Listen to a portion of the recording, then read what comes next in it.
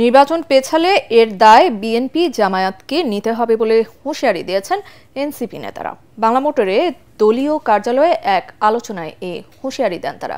জুলাই সনদ ও গণভোট প্রশ্নে দুই দলকে দ্রুত সমাধানে আসার আহ্বান জানিয়ে নেতারা বলেন, বিএনপি জুলাই সনদে নোট অব ডিসেন্ট ঢোকানোর পায়তারা করলে আন্দোলনে নামবে এনসিপি। বিস্তারিত জানাচ্ছেন ইয়াসিন রানা। আনুষ্ঠানিকভাবে জুলাই সনদে শ্রমিক শ্রেণীর রাজনৈতিক অবমূল্যায়ন শীর্ষক আলোচনা সভার আয়োজন করে এনসিপির শ্রমিক সংগঠন জাতীয় শ্রমিক শক্তি।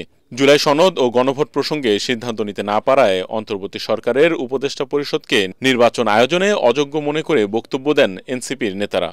সুষ্ঠু নির্বাচনের পরিবেশই তো দেখতে পাচ্ছি না, সহিংস পরিস্থিতি, এরকম একটা বাজে পরিস্থিতি তৈরি হয়ে আছে এবং যারা পেশি শক্তি নির্ভর রাজনীতি করতে চায় না তাদেরকে আপনারা কিভাবে আশ্বস্ত করবেন? এই অন্তর্বর্তী সরকার আশ্বস্ত করার মতো কোনো কিছু আপনারা করতে পারছেন না এবং আমরা যতই দিন যাচ্ছে আমাদের মধ্যে এই বিশ্বাস দৃঢ় থেকে দৃঢ়তর হচ্ছে। এই সরকারের যে উপদেষ্টা পর্ষদ, যে উপদেষ্টারা আছেন, তারা এই জটিল পরিস্থিতি মোকাবেলা করার ক্ষেত্রে, ডিল করার ক্ষেত্রে চরমভাবে অযোগ্য এবং তাদের মারাত্মক রকমের অদক্ষতা আছে। সব মশার বিরুদ্ধে সুরক্ষা দিতে এলো বসুন্ধরা এক্সট্রিম অ্যারোসল, মশার বিরুদ্ধে এক্সট্রিম সুরক্ষা। এ সময় দলের মুখ্য সমন্বয়ক নাসির উদ্দিন পাটোয়ারি বলেন, নির্বাচন পেছালে এর দায় নিতে হবে বিএনপি ও জামাতকে।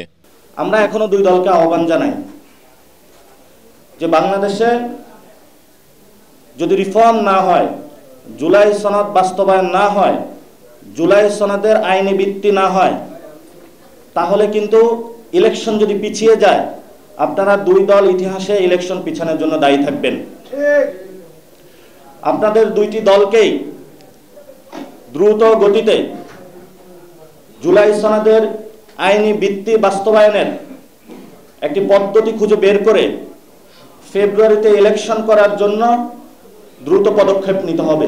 ভোটের জন্য বিএনপি ও জামাত আওয়ামী লীগকে প্রশ্রয় দিচ্ছে বলেও অভিযোগ করেন এই নেতা। বিএনপিকে সংস্কারের পক্ষে থাকারও আহ্বান জানান নাসির উদ্দিন পাটোয়ারি।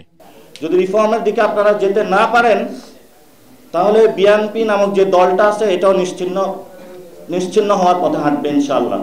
বিএনপি যদি জুলাই সনদে নোট অব ডিসেন্ট ঢোকানোর পায়তারা করে তাহলে সবাইকে নিয়ে রাজপথে নামার হুঁশিয়ারি দেন এনসিপি নেতারা।